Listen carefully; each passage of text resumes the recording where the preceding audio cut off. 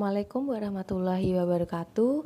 Bagaimana kabar kalian? Semoga kita dalam keadaan sehat walafiat ya. Saya Bu Zeta akan menjelaskan materi seni budaya mengenai seni rupa 3 dimensi. Adapun beberapa hal yang akan kita pelajari di materi kali ini. Yang pertama, pengertian seni rupa 3 dimensi. Yang kedua, jenis karya seni rupa 3 dimensi. Yang ketiga, simbol dalam seni rupa 3 dimensi.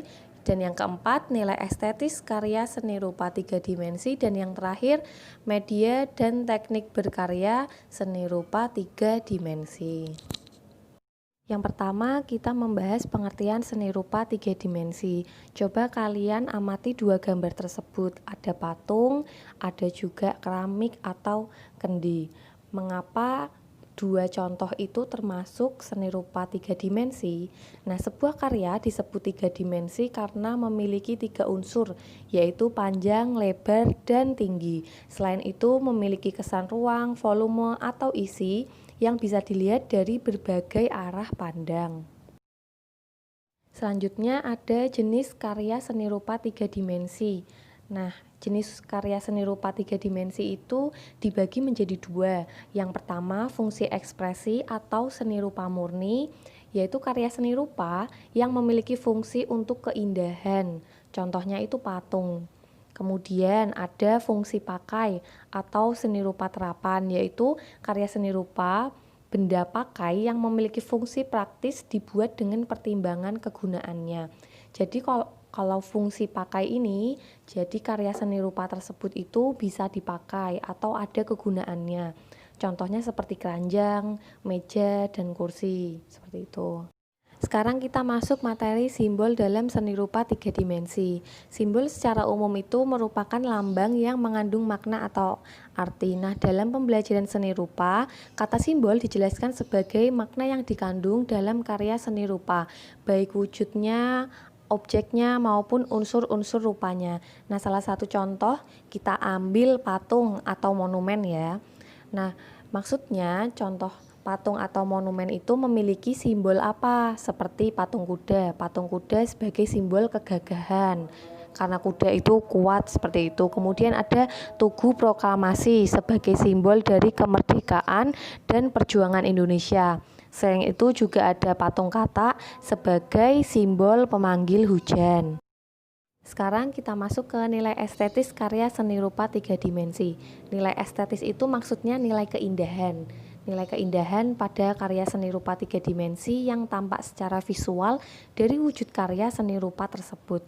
Ada dua macam dalam nilai estetis karya seni rupa 3 dimensi. Yang pertama, nilai estetis objektif, yaitu memandang keindahan karya seni rupa berada pada wujud karya seni rupa itu sendiri. Artinya keindahan tampak kasat mata. Maksudnya itu seni rupa tersebut dinilai berdasarkan keindahannya secara objektif atau secara umum. Sedangkan nilai estetik subjektif, yaitu keindahan tidak hanya pada unsur-unsur keindahan tetapi ditemukan oleh selera. Kata kuncinya oleh selera penikmat atau orang yang melihatnya. Jadi maksudnya itu lebih ke nilai secara subjektif atau lebih ke pribadi gitu. Misalnya Bu Zita ambil contoh, terdapat suatu patung berwarna hitam. Nah, seseorang itu menilai patung itu tidak bagus karena warnanya hitam. Nah, dia secara pribadi atau secara subjektif tidak menyukai patung tersebut karena pada dasarnya ya dia tidak suka pada warna hitam. Nah, padahal kan tidak semua orang tidak suka pada warna hitam. Ada kok yang suka sama warna hitam. Jadi itu kan penilaian dia mengenai patung yang warna hitam. Jadi itu dia menilainya itu secara subjektif gitu. Sekarang kita akan membahas media dan teknik karya seni rupa 3 dimensi. Ada dua jenis, yang pertama patung dan keramik. Kalau patung itu pasti kalian sudah tidak asing ya. Patung itu banyak yang bentuknya manusia, binatang, atau bentuk lain yang terbuat dari bahan kayu, batu, atau bahan lainnya.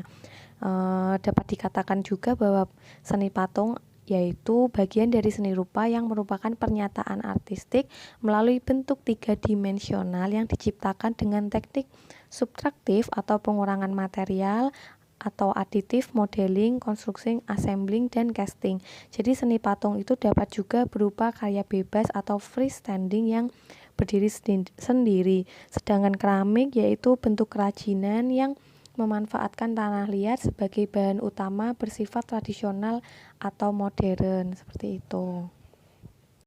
Sekarang kita masuk ke cara pembuatan patung. Nah, patung ini terdapat teknik dan medianya. Ada carving, modeling, casting, dan construksi. Sekarang kita bahas satu persatu. Yang pertama carving atau memahat. Nah, teknik ini pembuatan patung yang paling tua. Sehingga pada awalnya itu patung disebut dengan seni pahat. Teknik ini pada dasarnya mengambil atau membuang bagian yang tidak diperlukan sehingga akhirnya membentuk objek tertentu yang diinginkan. Kemudian yang kedua ada modeling. Kalau modeling ini kebalikan dari teknik pahat. Nah, bahan yang biasanya yang digunakan itu seperti tanah liat, plastisin, paper mache atau bubur kertas dan gipsum. Nah, kelebihan dari teknik ini yaitu tuh mudah dibentuk sesuai dengan keinginan. Namun bahan-bahan ini juga memiliki kelemahan yaitu mudah retak atau pecah dan tidak permanen. Kemudian yang ketiga ada casting. Casting ini teknik pembuatannya menggunakan bahan yang bisa dicairkan dan akan mengeras setelah dituangkan dalam cetakan sehingga bentuknya sama dengan cetakan. Kemudian yang terakhir ada construksi. Nah, construksi ini proses pembentukannya dalam teknik ini adalah dengan assembling yang pembuatannya diberi dasaran atau latar belakang biasanya ya, berbentuknya 3 dimensi atau menyerupai relief yang dirakit atau digabungkan. Jadi bentuk pembuatannya itu dirakit atau digabung-gabungkan seperti itu. Selanjutnya kita akan membahas mengenai teknik pembuatan keramik. Ada beberapa hal yang harus dilakukan untuk teknik pembuatan keramik. Yang pertama itu membuat rancangan terlebih dahulu.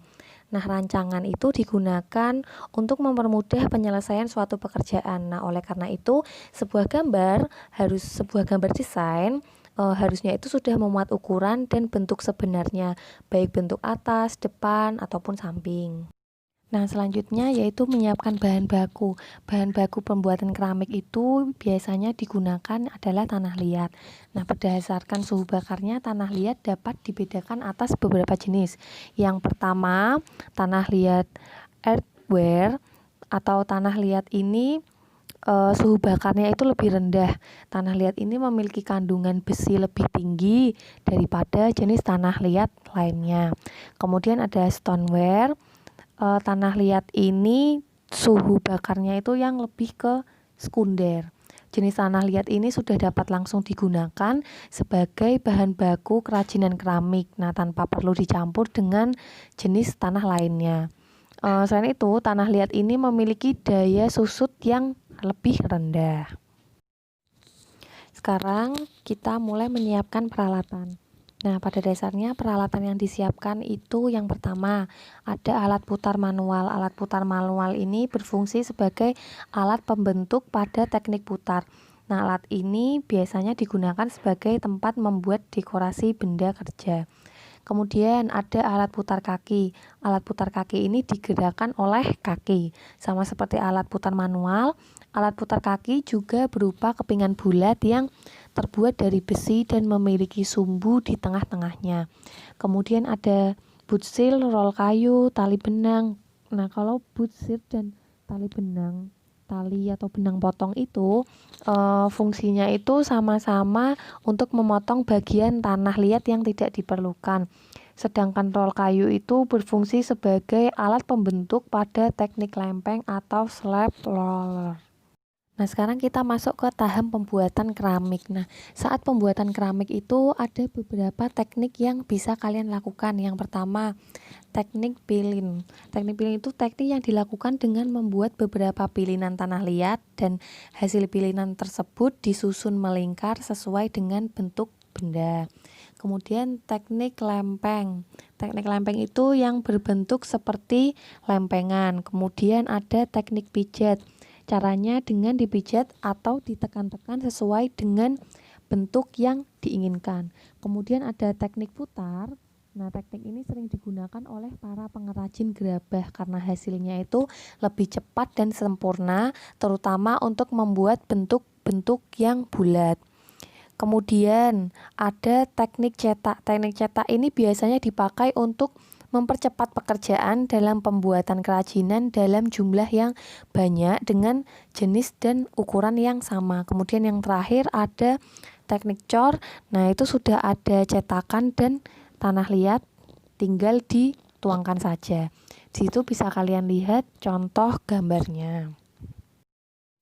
Nah, setelah berhasil membuat sebuah karya keramik, tahap terakhir yang harus dilakukan adalah tahap pembakaran.